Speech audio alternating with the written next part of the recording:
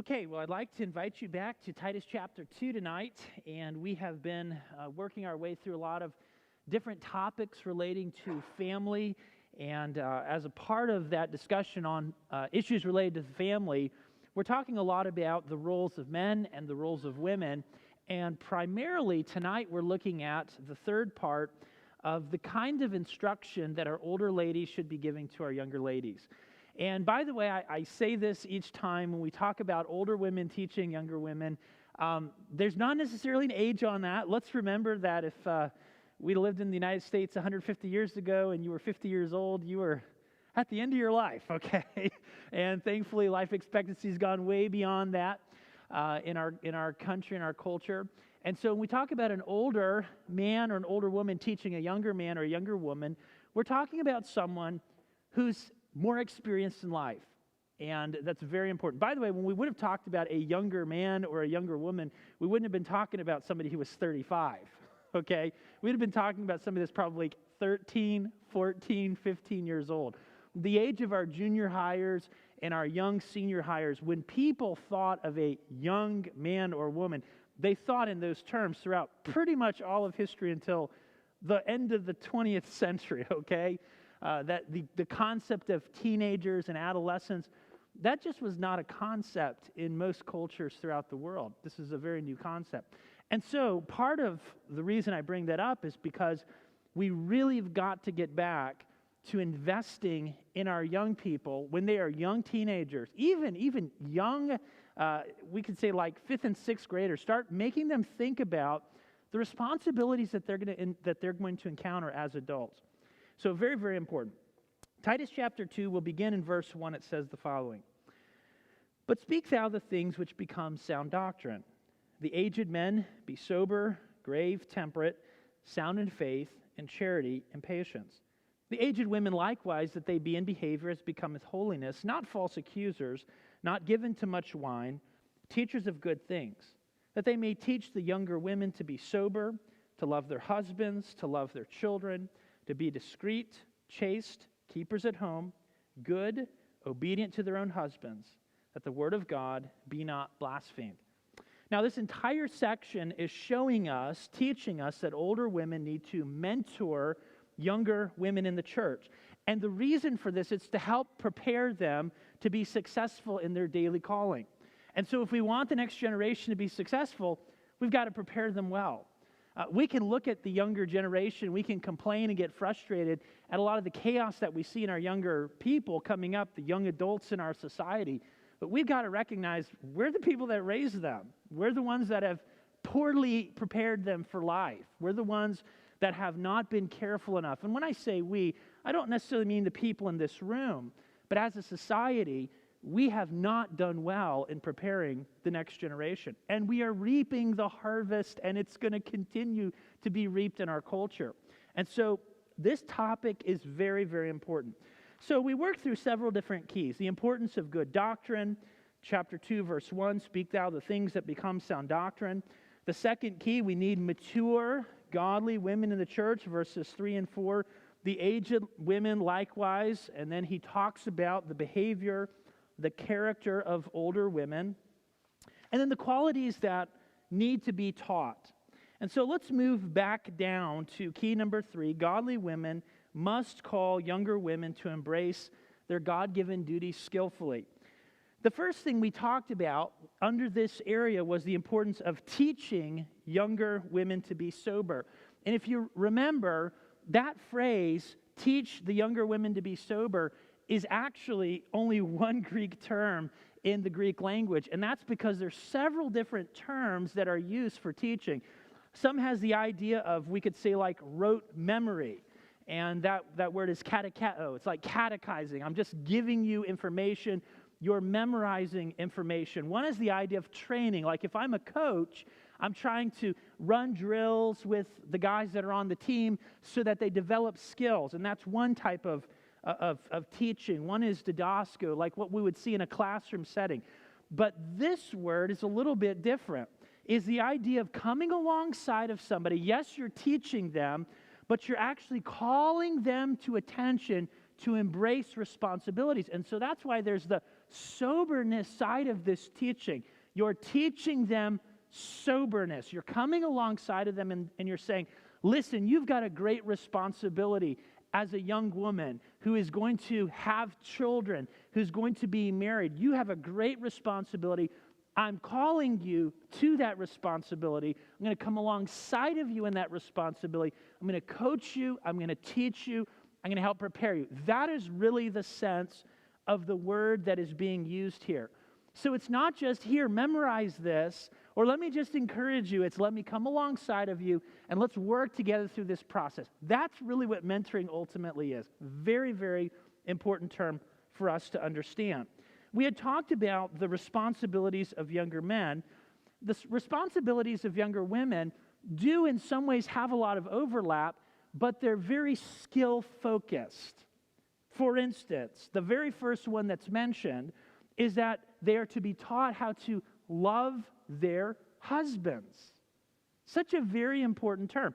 It's actually a compound word, so it's the word love, like the word we get phileo from, like brotherly love, and then the word husband. So it's the kind of love that a wife is supposed to have toward her husband. This is very distinct and very different than the kind of love that a wife's supposed to have for her children, or the kind of love she's supposed to have for a sister in Christ or someone who is another believer. This is a husband-wife kind of a love. So there's a lot of uniqueness to this relationship. And so what he's basically saying is, if you're an older woman, you've got to teach younger women some of the very basic, important elements of the uniqueness of that kind of love that you have from a wife to her husband. And by the way, the same thing really is demonstrated when it comes to the responsibilities of younger men. Men who are married are supposed to dwell with their wife according to knowledge. Older men need to come alongside younger men and say, let me explain to you a little bit about how this works. That's what we're talking about. And so he talks about that aspect. And we talked about lots of practical ways that older women should teach younger women in these areas. The second area that he mentions is to love their children. Again, this is a compound word. It's the word phileo, like a brotherly love, and then it's the word for children. So it's the kind of love that a mother has for her children. Now, we know that there is a natural affection that you experience, moms, with your kids. I mean, do you remember holding your child for the first time?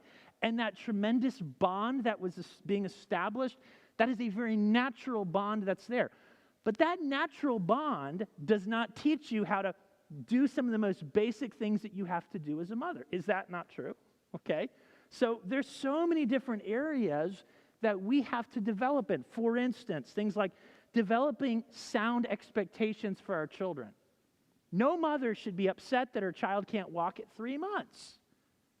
But somebody might have to tell her, this is like the normal progression of how children walk. Now, we can laugh about something like that, but what about some of the other expectations that we put on our children? Lots and lots of different ones. So women who have raised their children and have experience in these areas, they can really help shape the expectations of a mother toward her children. Developing healthy habits, first aid training, development of children, discipline. Such a huge issue, discipline. Like, when do you actually discipline your children with force, like a spanking? Or when you just sit them down and you speak firmly with them and you put them in like a timeout or something like that? Like, how do you know which kinds of situations are rebellion and which ones are just childish behavior, and a child's just kind of clumsy? Like, just because a child spilled something doesn't mean they were being rebellious. It doesn't mean they need to be disciplined. It's just sometimes people do things like that, okay? Have you ever tripped on the carpet while you're walking down there? Nobody would say you sinned by that. The idea is sometimes we have to teach these kinds of issues. How you educate your children, developing life skills, social graces, risk management. We talked about that one. Preparing your children to be independent in the future. Please don't hover over your children until they're 40 years old. Prepare them to fly, okay? It's so very, very important. So we talked a good bit about that issue. The third issue that we mentioned is the word discreet. The idea is that a person has self-control. They are sensible. They have good judgment. And so we developed that one a bit. And when we talk about the roles of a pastor or a deacon, some of those pastoral qualifications, a bishop needs to be blameless, husband of one wife, vigilant, sober, Titus 1:8, a lover of hospitality, a lover of good men, sober. That's the idea. A person with sound judgment. Fourth, we talked about someone being chaste. The idea is that there is a reverence that flows out of this exclusive dedication to their spouse, recognizing the sacredness of the marriage bond. And so when we talk about a pastor has to be a one-woman kind of man, okay? A bishop must be blameless, the husband of one wife. 1 Timothy 3:12, that the deacons be the husband of one wife. And so if a person is not a one-woman kind of a man, he has no business being a pastor or a deacon. It's that simple. Well, it's the same concept. And we talk about a woman being chaste, the same idea as a man being a one-woman kind of man. It's someone who is faithful to their spouse. There's no question about their faithfulness to their spouse. And then lastly, we started to introduce this, and I'd like us to develop it a good bit tonight. And that is the phrase, keepers at home. Keepers at home. Now, we've talked about how there were compound words that were used, like love and child, and love and husband. Well, this word, keepers at home, has the same idea. It's describing a kind of work that involves the management of a household. That's really what it means. And so when we talk about this issue, older women need to teach younger women how to take care of their households. It's extremely important. By the way, older women need to teach younger women that it is their duty to think in the sense, in the dominion, I don't know if that's the right word, the realm of being a person who takes care of their household. In fact, in Proverbs chapter 31, he's going to talk a good bit about this. And so I'm going to have you turn there in just a second. But before we look at that, I want to just say this. Managing a household is a huge responsibility. It's a huge weight. If it's neglected, the whole family suffers. And I want you to think back to the way that most people throughout history have lived their lives. Most people throughout history didn't have dad go and work in a city 30 miles away, and mom go and drop her kids off at a daycare and go work in a city 30 miles away, and then they came back and they maybe ate a meal together in the evening, and one of them, whoever was, the more responsible about school thinking kind of person, was like, you better get your homework done or else. And then they go to bed and they do it all over again. That's not the way people have lived for thousands of years of human history. People functioned as a household. And in their functioning as a household, dad had certain responsibilities that were connected to the household. Mom had certain responsibilities that were connected to the household. Children had certain responsibilities that were connected to the household. And they rubbed shoulders with one another constantly. In fact, most men would have taught their boys and prepared their boys to do what they do. That's what they would be preparing them to do. And most mothers would be preparing their daughters to what? To do what they did in the management of their house. But today, we have a very different mentality that is being pushed in our society. And a big part of this mentality that's being pushed in our society is that managing a household is inferior to working in the business world. Did you catch that? You might be doing the exact same thing in the business world that you're doing in your household. You're managing money. You're making decisions. You're handling purchases.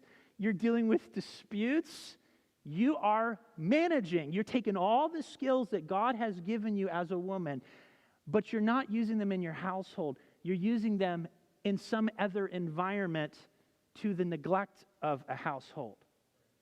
Now, please understand something. I understand that there are lots of unique different situations. I totally understand that.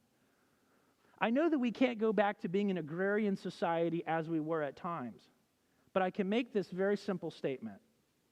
We should never, never neglect our family so that we can pursue a career. By the way, that's true for men too, okay?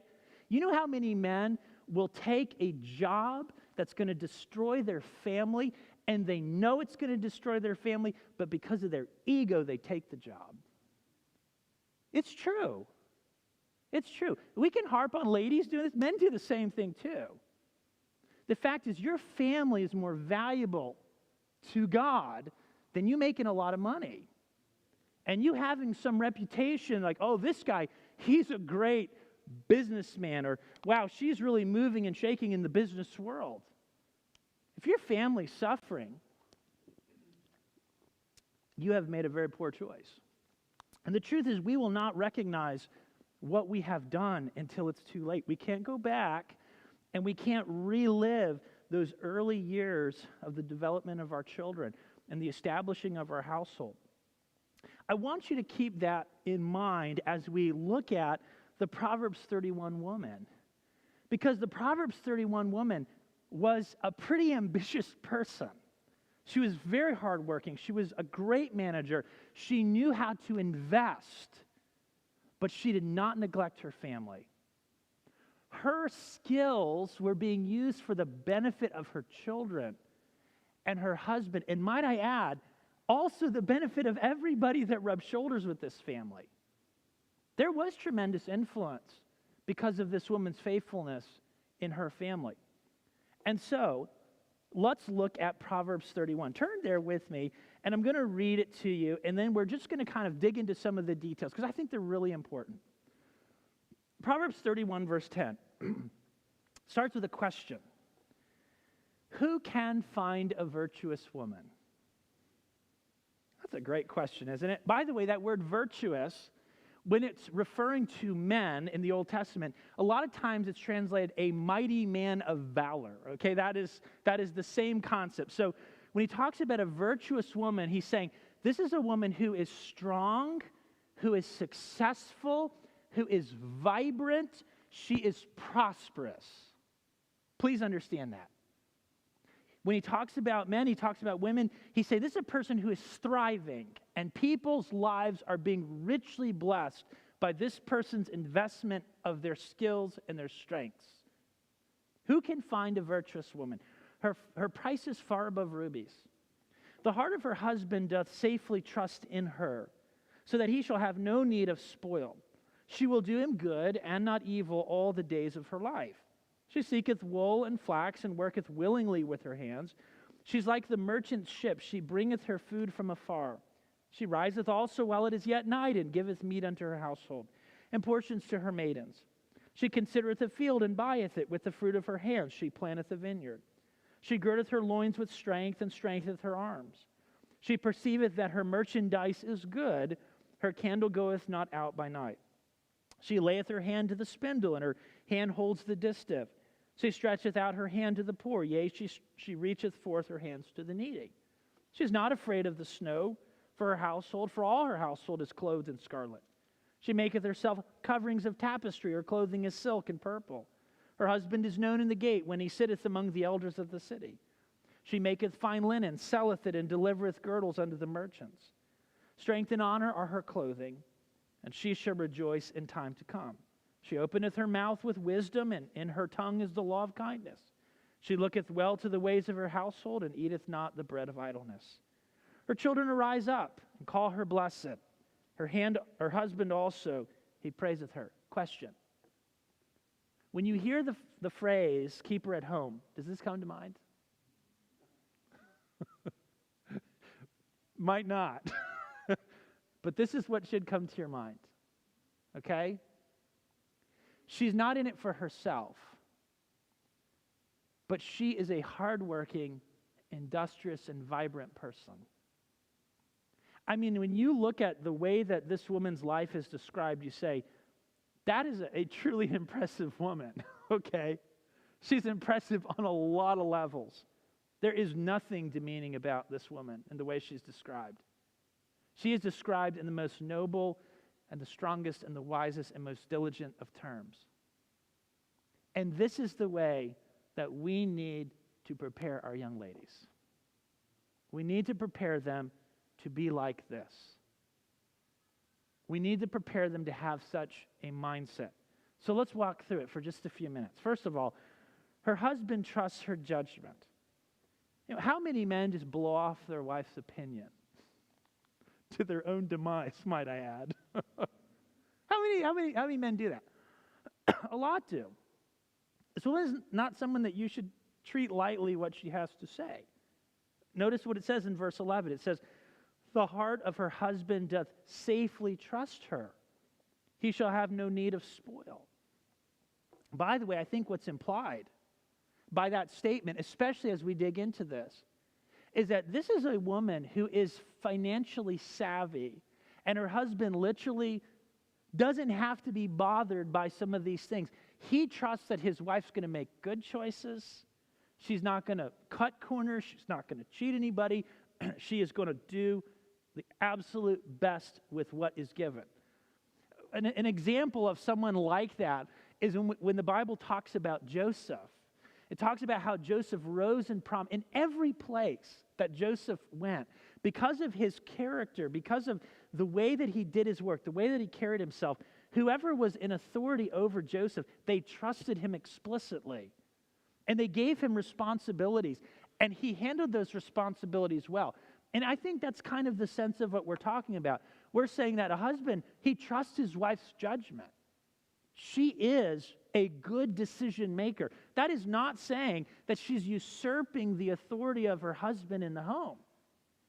He is just not worried about the task that she deals with because she's very, very dependable. Number two, she is involved in business enterprise. Verses 13 and 14 and then 22 and 24. It says, she seeketh wool and flax and worketh willingly with her hands.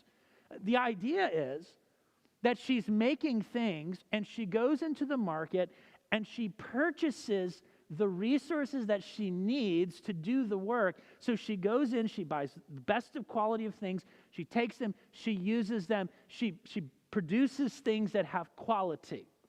Okay, so let's say that somebody has a business like roofing. This is just like on my brain today because of a conversation that I had in the office. But when I worked with Frank Dumshaw, we used to do these very high-end jobs.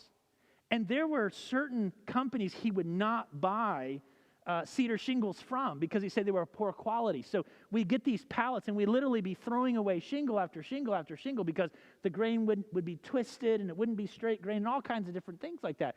So he would buy from certain people. So if he was going to do a project because his name was on the line and the quality of the work was on the line, he'd say, I only buy from them and I only buy this style. And yes, it's going to cost more, but if you want a good product, that's who we're going with.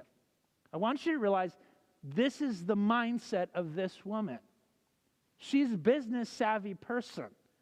She is seeking wool, seeking flax, working willingly with her hands. And that word willingly has the idea is she's passionate about it. She enjoys it. She is consumed with the work that she's doing. It says she's like the merchant ship. She brings her food from afar. Now, in the ancient world, people lived off of the land, but there were certain kinds of items that you couldn't grow them where you were, or you couldn't always get them where you were.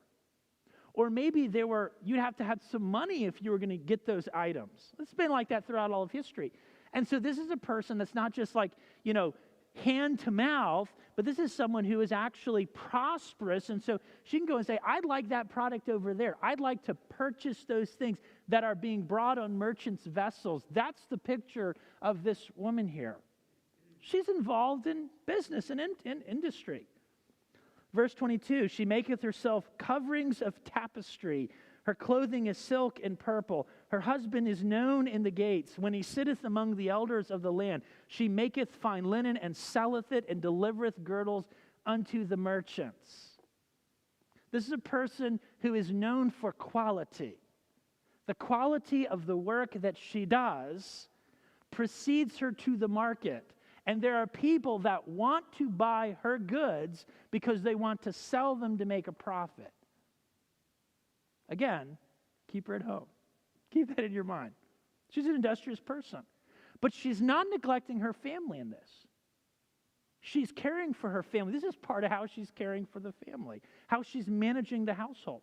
Verse 15, she manages a household of people. She riseth also while it is yet night, giveth her meat to her household, a portion to her maidens. Now, we live by ourselves in our culture. We kind of like that. In fact, when I lived in West Africa for many, many years, and I remember coming back and I was like driving down these country roads, you see a house and then fields. And then another house, and then fields, and another, and you're like, oh, this is so weird. Like, I'm used to living in this place where you're rubbing shoulders with people constantly. It was very common for, a household to have, an uncle and an aunt and an older brother and a younger brother and a grandparent. And there's lots and lots of different people living in this household. It was very common. So when there was a mealtime, one lady was kind of doing one thing and another lady was doing another thing and somebody was stoking a fire. This was a big event. Lots and lots of people are eating. That's the way most of the world has lived throughout human history. And so this woman is making sure that everybody in her household is taken care of. That's management. That's care. That's diligence. Verse 16, it says, she considereth a field and buyeth it. Now, by the way, what is she going to do with that field? She's going to plant a vineyard, actually, by the end of the story. But the idea is that she is forward-thinking. She's making good decisions. She's planning for the long term. Verse 16, with the fruit of her hand she planteth a vineyard. Anybody ever tried to grow grapes? I'll put my hand up in the air. Okay? Let me tell you, you plant those those vines, and you aren't going to be getting grapes in the first year, the second year, and the third year you're going to get like some little stuff. It takes several years just to train those vines so that they'll actually be the size that you want to start getting grapes. If you're planting a vineyard, you're in this for decades. And not only are you in it for decades, but you're thinking you're going to give this to your kids, and they're going to give it to their kids, and they're going to give it to their kids.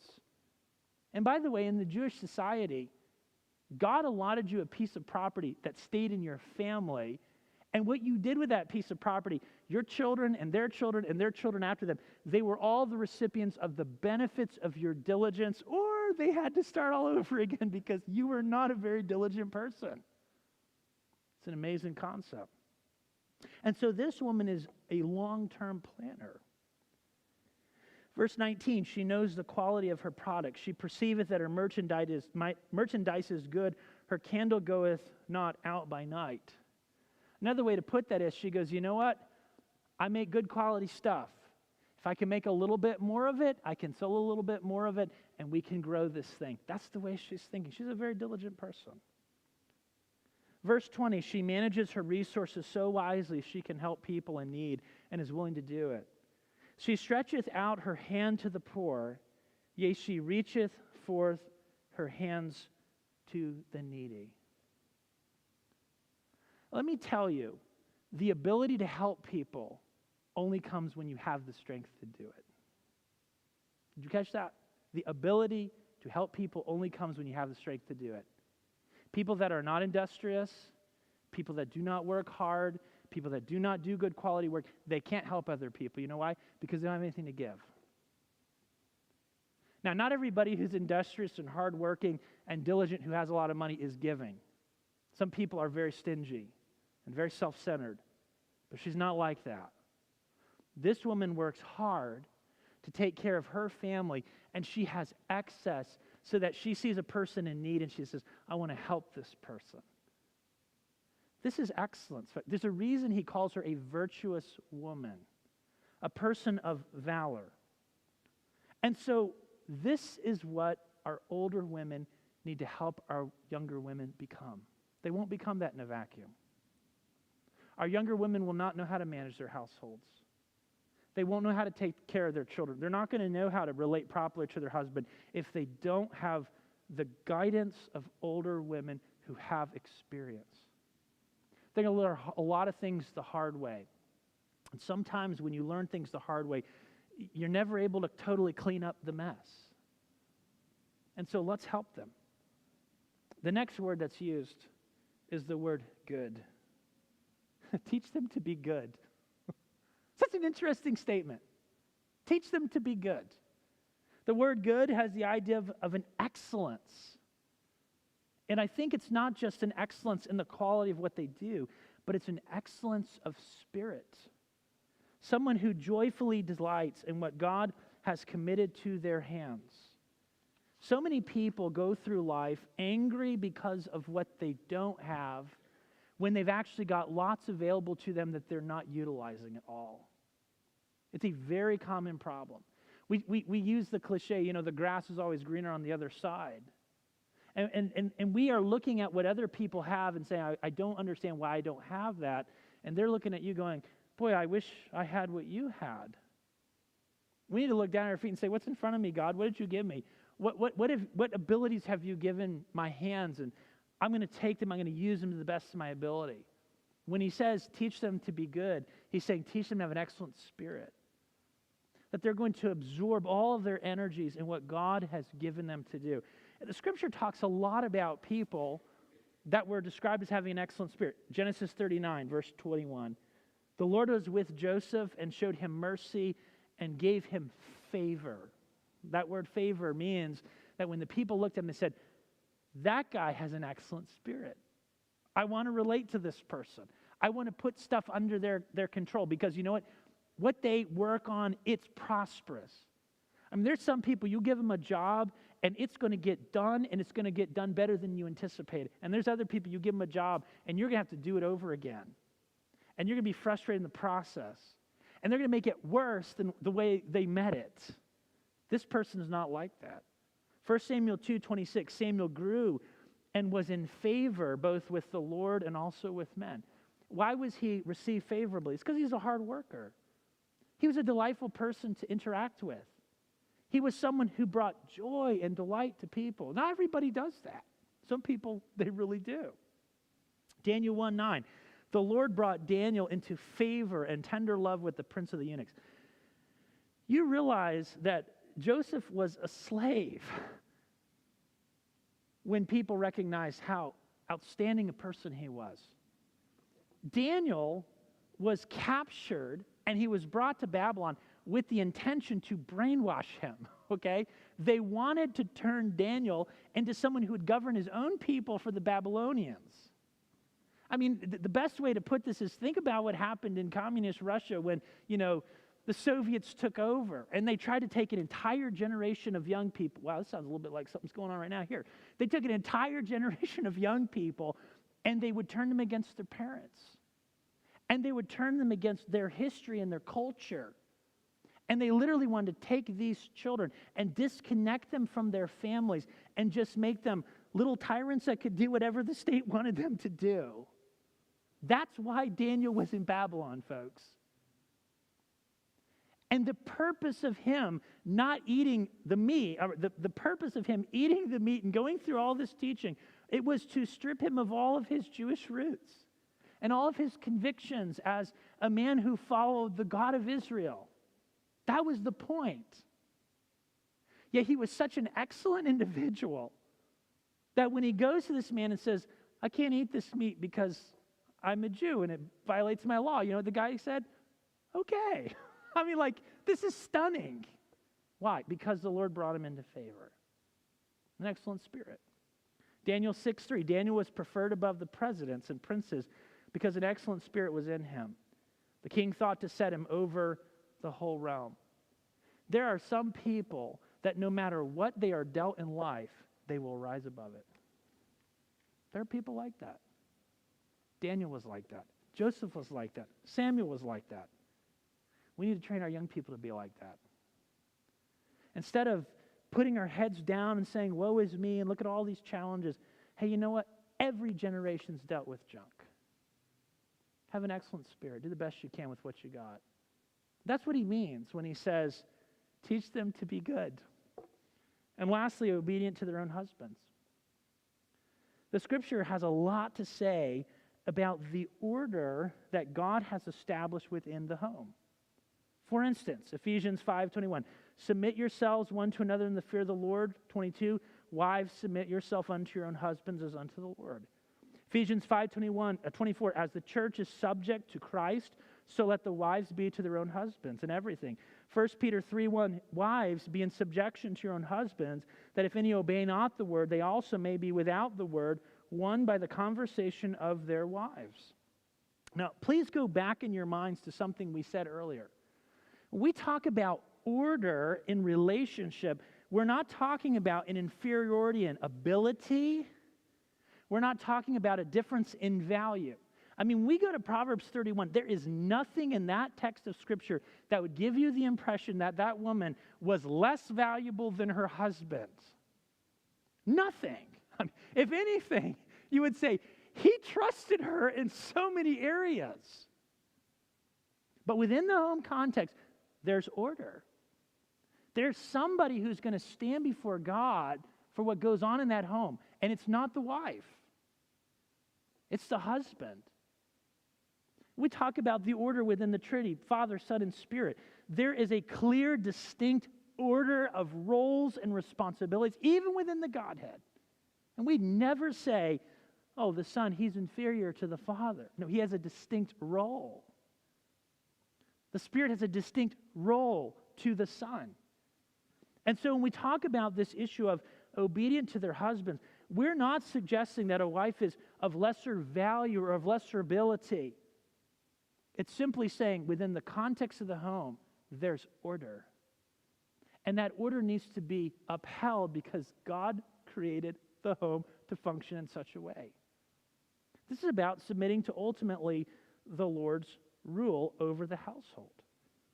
And so, frankly speaking, older women have to teach younger women how to navigate this very challenging. Let me say this first. Putting ourselves under another person's care or authority is a bit on the scary side.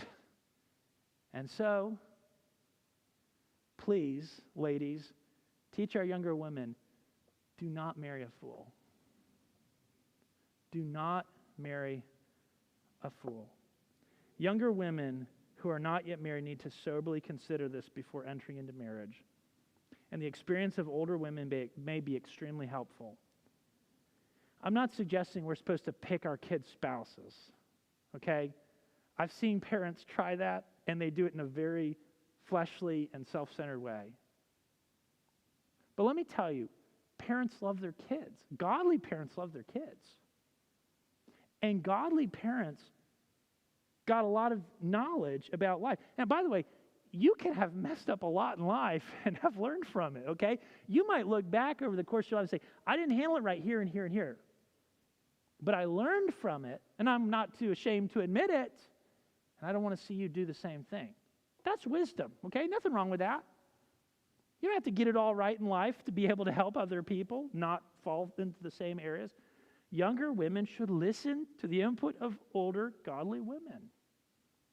We need to think carefully about this.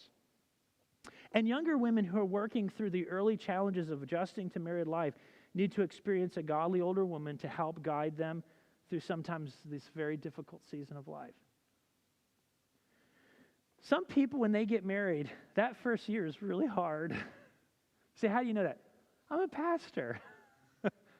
I've counseled lots and lots of couples, not just in America, in Ghana. And many times the challenges that people encounter, there's not malicious intent. I'm not saying always. Many times there's no malicious intent. It's about communication. It's about somebody that's being self-centered, and they need to kind of rein that back in. Sometimes it's about knowing how to approach an issue, how to navigate that issue. And the experience of older women can be invaluable to younger women in these areas. What's the whole point of this passage? The whole point of this passage is this.